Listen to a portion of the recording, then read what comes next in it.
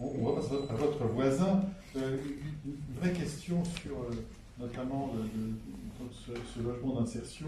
Est-ce qu'on ne passe pas d'un outil destiné à favoriser un accès à suivre à, on va dire entre guillemets, un vrai logement, un logement social, à quelque chose qui soit une solution de repli pérenne, en développement, qui accueillerait une part de plus en plus importante de la population?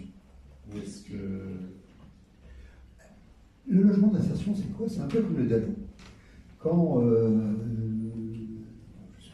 je suis aussi directeur d'une association, quand on fait des cales et qu'on attribue des logements en PLAI adaptés, franchement, quand vous regardez les candidats qui arrivent, bon, ils sont tous sous plafond de ressources, ils sont tous des revenus. C'est soit des gens qui ont eu des accidents dans la vie, soit qui n'ont pas eu de chance, soit c'est leur vie, c'est comme ça. Mais nous, on a sorti nos dernières statistiques de CAL. 49% de nos attributions ont été sous des gens qui sont sous seuil de pauvreté, et 69% sont en emploi. C'est ça le logement d'insertion. C'est ce que disait Marianne, Dallo, c'est un peu... Et donc le logement d'insertion, il ne faut pas avoir une image du logement d'insertion. Donc dans le logement d'insertion, oui, on va se cacher, on voit aussi beaucoup de néo-arrivants, sur les territoires, mais on a aussi beaucoup de gens qui sont modestes et qui ont eu des ruptures, qu'elles soient personnelles, professionnelles, dans leur vie. Le logement d'insertion, c'est pas un gros mot, hein.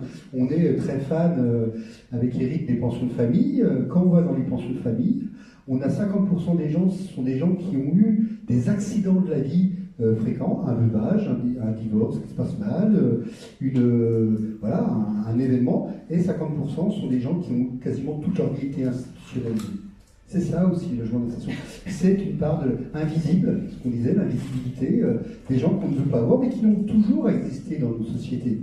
Et le problème, c'est que dans une société où on a la course à l'argent, la course à la performance, où on doit tous être beaux, grands, riches, et ainsi de suite, et bien on oublie qu'on a, j'aime pas le terme frange, mais des gens à côté de nous, avec nous, qui sont un peu autres. Et je pense que le logement d'insertion, c'est ça. Et donc il faut déconstruire l'idée du logement d'insertion. Le logement d'insertion, ce sont des gens qui ont besoin, et moi je penserais du logement en mixité, logement qui en ont besoin. Et dans nos logements d'insertion et dans le dispositif d'insertion, il y a des gens qui ont juste besoin d'avoir un logement à loyer très modeste, qui n'ont pas beaucoup besoin d'accompagnement. Et il y a des gens qui ont beaucoup besoin d'accompagnement. Et il va y avoir une troisième catégorie qu'on oublie, des gens qui n'en ont pas besoin, puis qui en ont besoin, puis qui n'en ont plus besoin, et qui en ont besoin. La vie, elle est faite de... Bon, on rentre les gens dans des catégories parce que c'est plus facile pour nous, pour tout le monde, mais c'est un continuum de solutions. Donc, le logement d'insertion, c'est aussi du logement modeste, tout simplement. Et quand on voit la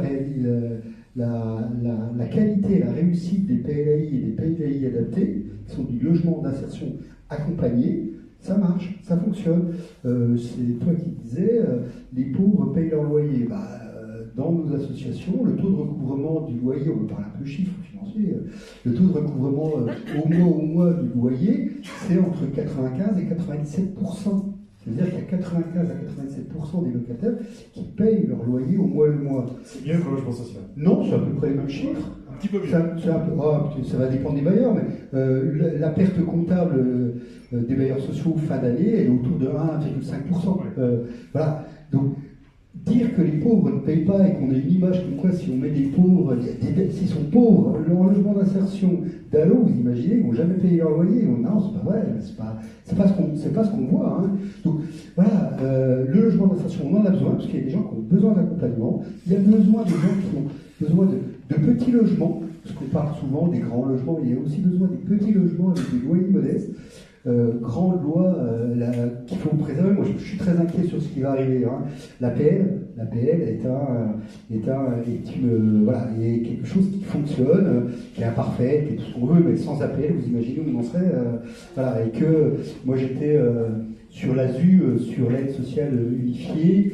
Il y avait l'article 1 que je trouvais plutôt pas mal, qui était de dire qu'il faut un revenu de référence et que ras-le-bol de ne pas avoir le même pour le RSA, pour l'APL, évidemment plus personne ne comprend rien.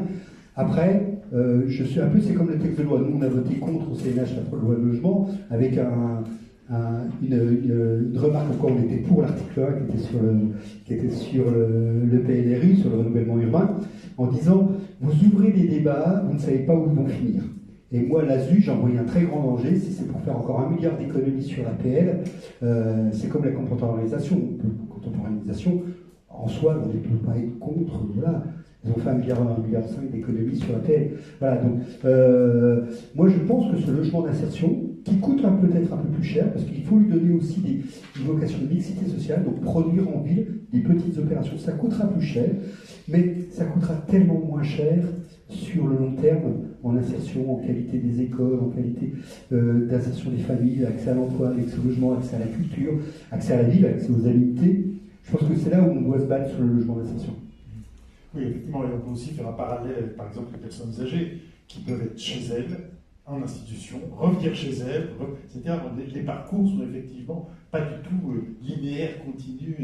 Non, et de toute façon, sans production de logement, c'est là où j'ai bien aimé le discours de M. l'urbaniste, j'ai oublié son prénom tout à l'heure, qui disait que, David, il faut construire du logement. Au bout d'un moment, la crise du logement ne se résoudra pas sans construction du logement.